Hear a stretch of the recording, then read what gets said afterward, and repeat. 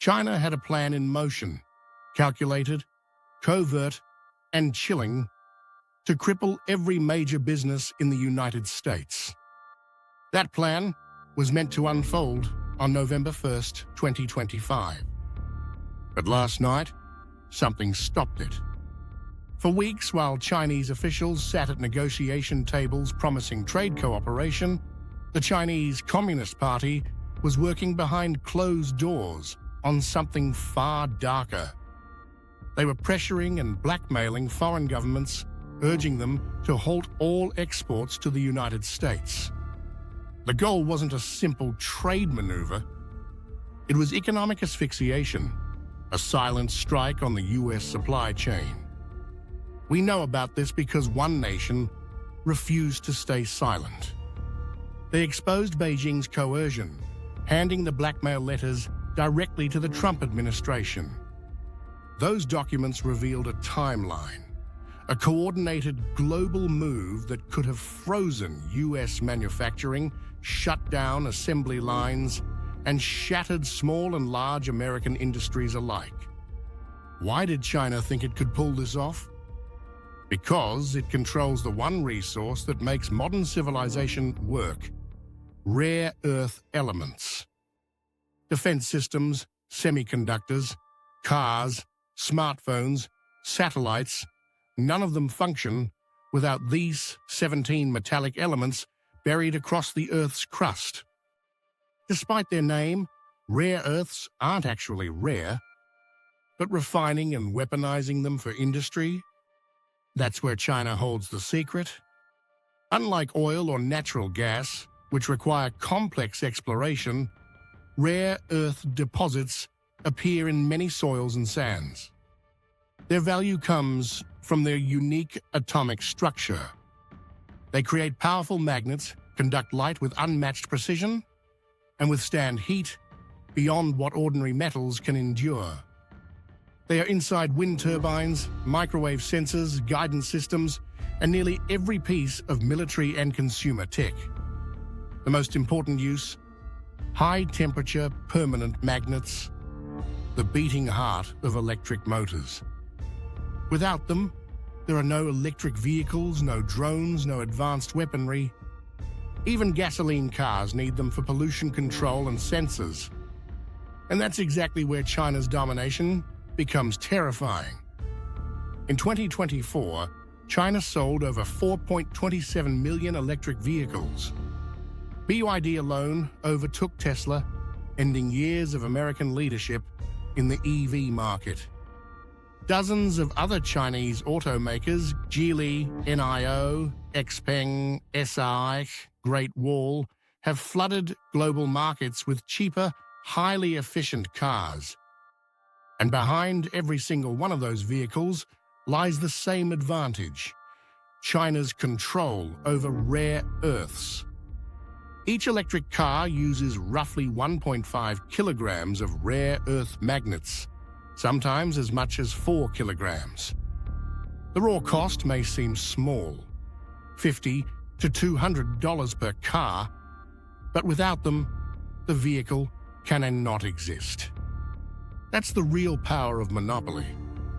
Rare earths are plentiful across the planet, yet their refinement is brutally complex.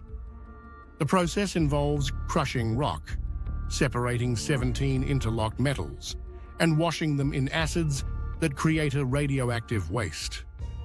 It's toxic, expensive, and politically unpopular. So most nations quit. China didn't. Beijing accepted the environmental cost and built a massive industrial network. As of 2025, China processes over 90% of the world's rare earth materials, produces 69% of total ore, refines 85% of light rare earths, and controls 100% of heavy earth refining. From the mine to the motor, every step now runs through China. That monopoly gives Beijing a weapon more powerful than tariffs or missiles: the ability to stop entire industries overnight. But this wasn't always China's domain. Decades ago, it was America that ruled this field. In 1949, rich deposits were discovered at Mountain Pass, California. By the 1960s, it became the world's main source of rare earths, fueling the rise of color television, lasers, and early microchips. For nearly 40 years, US science and industry led the world. But while America mined, China studied. Throughout the 1960s and 70s, Chinese engineers toured Mountain Pass, learning every detail of extraction and separation. Then Beijing made its move. Cheap electricity, weak regulations, and sheer scale gave China an unbeatable edge. By the 1980s, its research output surpassed America's. Between 1985 and 1995, China's production jumped from 8,500 tons to nearly 48,000 tons, capturing 60% of global output. Meanwhile, US operations collapsed under their own rules. In 1980, regulators lumped rare earths with radioactive thorium, burying the industry in red tape. When waste spills hit the Mojave in 1997, Mountain Pass shut down. China seized the moment. Beijing ramped up mining in Inner Mongolia's Bayan Obo region, holding nearly 40% of the planet's known reserves. Flooding global markets with cheap supply, China drove competitors out of business. Even high-tech magnet makers in Germany and Japan packed up and relocated to China. Then came the final coup. In 1988, General Motors sold its Magnaquench division, the US pioneer in neodymium magnets, to a consortium linked to the family of former Chinese leader Deng Xiaoping. Within a decade, the entire operation moved to China. America had surrendered the crown jewel of magnet technology. China won the race, but at a deadly cost. Toxic runoff, poisoned rivers, and entire cancer villages emerged across mining provinces. By 2000, China counted 247 towns suffering widespread contamination. Still, Beijing saw the environmental toll as a price worth paying for power. To tighten control, the government imposed export quotas and centralized production. By 2011, a campaign known as 1+5 crushed hundreds of small operators, merging the survivors into 6 state-owned giants, the Big Six, each controlling exploration, refining, and trade. Through them, Beijing dictates global supply and price. The strategy worked perfectly. Manufacturers had no choice but to follow the supply chain into China. Tesla's massive Shanghai Gigafactory, opened in 2020, wasn't just about cheap labor, it was about securing neodymium and dysprosium. Apple, GM, Volkswagen, Siemens, and Hitachi all signed similar supply deals. Even Japan's magnet industry moved operations to China after repeated export restrictions. By 2019, China was producing 92% of all rare earth permanent magnets. Control had shifted completely from raw ore to finished electric vehicles. And China proved its dominance wasn't theoretical, it was strategic. In 2010, after Japan detained a Chinese fishing boat captain, Beijing retaliated by cutting off all rare earth exports to Japan for 2 months and slashing global quotas by 40%. Prices exploded. Dysprosium oxide soared from $91 per key in 2009 to over $20,300 per key in 2011. The world panicked. That was the moment Washington, Tokyo, and Brussels finally understood. Rare earths weren't just resources. They were leverage. They took China to the World Trade Organization and forced it to lift formal quotas. But Beijing didn't need the quotas anymore. It already controlled the industry itself. Fast forward to the 2020s. China is far stronger, far more defiant, and no longer concerned with WTO verdicts or diplomatic pressure. Since 2023, it has tightened export controls on materials vital to semiconductors and defense systems. It banned the export of refining technology and intellectual property altogether. Most countries couldn't replicate the process even if they tried. This isn't about commerce, it's about control. Rare earths have become a geopolitical weapon. On April 4, 2025, Beijing went further, announcing full export restrictions.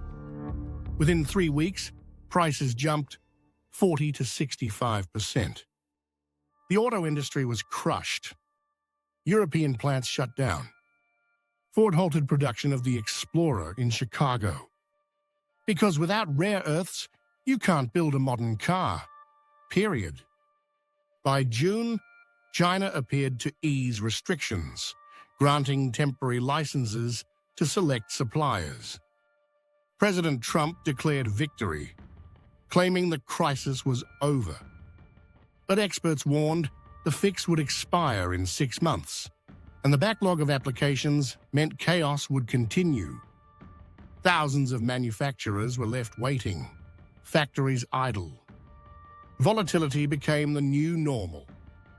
America still imports roughly 80% of its rare earths from China, a dependency that touches not just civilian industries, but national defense itself. Every F-35 fighter jet contains over 900 pounds of rare earths. An Arleigh Burke destroyer needs 5,200 pounds. A Virginia-class submarine, nearly 9,200. Without them, advanced radar, missiles, and guidance systems cannot be built. Yet US production capacity remains minimal. China now produces advanced munitions 5 to 6 times faster than the United States, a fact publicly acknowledged by a former Air Force official. Beijing is preparing with a wartime mindset, while America struggles to scale. Even during peace, the US defense industry has limited surge capability. When China tightens exports, that gap widens. Historically, Washington maintained mineral stockpiles to cover 4 to 5 years of demand. But as electric vehicle and tech markets explode, those reserves no longer suffice. As of today, there is still no heavy earth separation happening on US soil. The good news, plans exist and money is flowing. In 2024, the Pentagon's National Defense Industrial Strategy set a goal to build a complete mine-to-magnet supply chain by 2027. Since 2020, the Department of Defense has invested $439 million toward domestic rare earth capability. MP Materials, operating at Mountain Pass, received $9.6 million in 2020 and another $35 million in 2022 to build light and heavy earth processing plants. When finished, these will be the first fully integrated US facilities, mining, refining, and magnet manufacturing, one roof.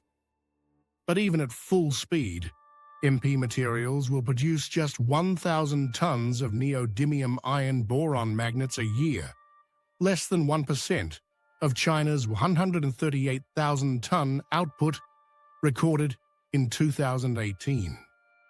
The Pentagon also funded Lynas Rare Earths, granting $30 million for a light earth plant in 2021 and $120 million for heavy earth processing in 2022. Progress is real, but far from parity.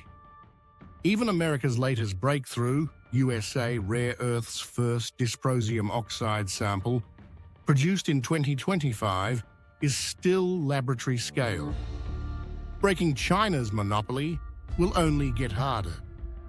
Beijing isn't standing still, it's expanding. Across the planet, Chinese-backed corporations are snapping up mines, ports, and processing contracts. Inside China, reserves are immense. 44 million metric tons of rare earths, nearly half of the world's total. But Beijing doesn't rely solely on its own ground. Shanghai Resources, a partly state-owned conglomerate, owns 90% of Vietnam Rare Earth Company and major stakes in projects stretching from Australia to Tanzania, Vietnam, and Canada. Then there's China Rare Earth Group, CREG, a super firm born from the merger of China Minmetals, Chinalca Rare Earth, and Southern Rare Earth Group between 2021 and 2024. CREG alone controls over 50% of China's heavy earth output. Alongside state giants like China Minmetals and China Nonferrous Metal Mining Group, Beijing is quietly building a global resource empire, not just in rare earths, but in copper, nickel, and cobalt. Each deal strengthens the same strategy: total dominance from raw ore to high-tech material. Myanmar shows how far that reach extends. The northern state of Kachin sits atop some of the world's richest heavy earth deposits, dysprosium and terbium, critical for electric motors and missile systems. Since the 2021 military coup, the region has descended into a chaotic war economy. Mining profits fund both the Kachin Independence Army, KIA, and the military-aligned Border Guard Force. In October 2024, the KIA seized Chipwe and Pangwa, two towns controlling the richest veins. Beijing reacted instantly, closing border gates along the Yunnan corridor and halting all imports from Myanmar. Then came the ultimatum: stop the offensive, or China would ban purchases entirely. After months of back-channel talks, a secret deal was struck in December 2024 in Kunming. The KIA imposed a 20% export tax. Chinese buyers resisted. By April 2025, they compromised at 35,000 yuan per ton. Trade resumed, but now under rebel regulation. A non-state army had become gatekeeper of a global resource. The boom was staggering. Active rare earth sites in Kachin soared from 130 in 2020 to over 370 by 2024. Chipwe alone hosts 2,500 leaching pits spewing toxic runoff. Between 2017 and 2024, Myanmar exported 290,000 tons of rare earths to China, worth $4.2 billion, and 85% of that after the coup. Today, Myanmar supplies 60% of China's heavy earth imports. That money fuels militias, weapons, and endless conflict, but for Beijing, politics don't matter. Only supply does. Chinese firms have long dealt with militias across Africa. They'll fund anyone who keeps the minerals flowing. Another front in this race lies far north, in Greenland. The island's frozen soil hides 1.5 million metric tons of rare earth reserves. Projects like Tanbreez and Kvanefjeld could rival any mine on Earth. Since 2013, China has courted Greenland's resource sector, striking deals through Greenland Minerals Energy, GME, and the China Non-Ferrous Metal Industries Engineering Company, NFC. In 2014, they signed a memorandum to build an integrated supply chain from Greenland to Chinese refineries.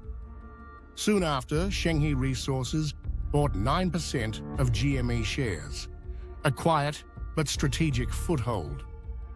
Kvanefjeld alone holds 270,000 tons of uranium mixed with rare earths, and by 2018, Shenghe partnered with China National Nuclear Corporation to perfect joint separation techniques.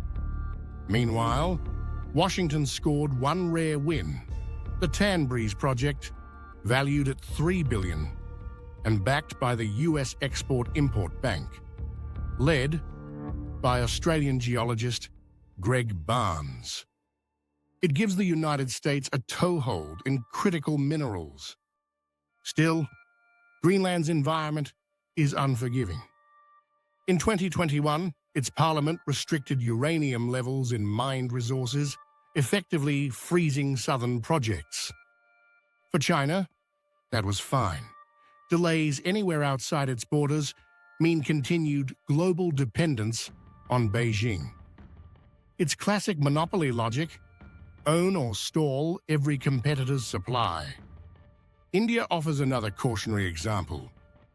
With 7.2 million tons of reserves, it should be a major player. But without advanced refining infrastructure, India remains reliant on Chinese materials or recycled scrap. Recycling has become the new frontier. Japan and India now extract rare earths from electronic waste to ease dependence. Between 2023 and 2024, India generated 3.8 million tons of e-waste, ranking third worldwide after China and the US. In September 2024, the US Department of Defense invested $4.2 million in rare earth salts, a startup recovering oxides from old fluorescent bulbs. Recycling helps, but it's costly, energy-intensive, and environmentally risky. Few countries have the industrial base or regulatory tolerance to scale it. That leaves one path: rebuild entire supply chains at home. Australia, Vietnam, and Saudi Arabia are leading that charge. Australia's Browns Range project may become the first major producer of dysprosium outside China. Reserves total 2,294 tons, enough to yield 279,000 kilograms annually once operational. Dysprosium is critical for high-heat magnets used in jets, EVs, and advanced electronics. But even Australia remains tied to Chinese refiners until at least 2026. Saudi Arabia, flush with capital and eager to diversify, has identified heavy earth deposits in its western deserts. Its strategy mirrors its oil history: massive investment, state control, global reach. If Riyadh succeeds, it could become the Middle East's first rare earth hub. Still, private investors hesitate. They've seen how easily China manipulates prices, dumping cheap supply to kill rivals, then tightening exports to drive scarcity. Competing in that game requires state backing. Another route is technological escape, designing systems that need fewer rare earths or none at all. Tesla already reduced rare earth content in its motors by 25%. Toyota developed hybrid magnets requiring less neodymium. ZF Group created entirely magnet-free motors. The biggest leap may come from Minnesota-based Niron Magnetics. Their technology uses iron and nitrogen, elements found almost everywhere, to create high-performance magnets with zero rare earths. Backed by GM, Stellantis, and Volvo, Niron is building a plant slated to open between 2026 and 2027, with a second 10,000-ton facility planned for 2029. That single factory could power magnets for millions of American EVs. But even that won't end China's grip overnight. Until Western nations scale production or alternatives flood the market, Beijing remains the gatekeeper of the global industrial age.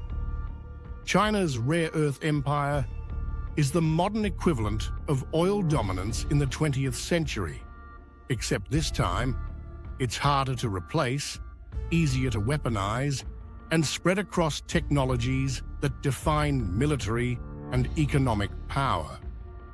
The numbers tell the story.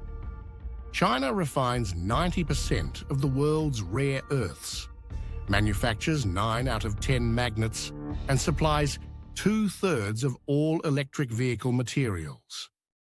It dictates prices, licenses, and output quotas at will. When tensions rise, those levers become weapons, capable of freezing industries, collapsing supply chains, and influencing global markets in hours. The United States is trying to catch up. It's rebuilding Mountain Pass, funding refineries and backing private startups. But it will take years and billions more before self-sufficiency becomes reality. Even then, matching China's scale is nearly impossible. Because China doesn't just control production, it controls the rhythm of global manufacturing.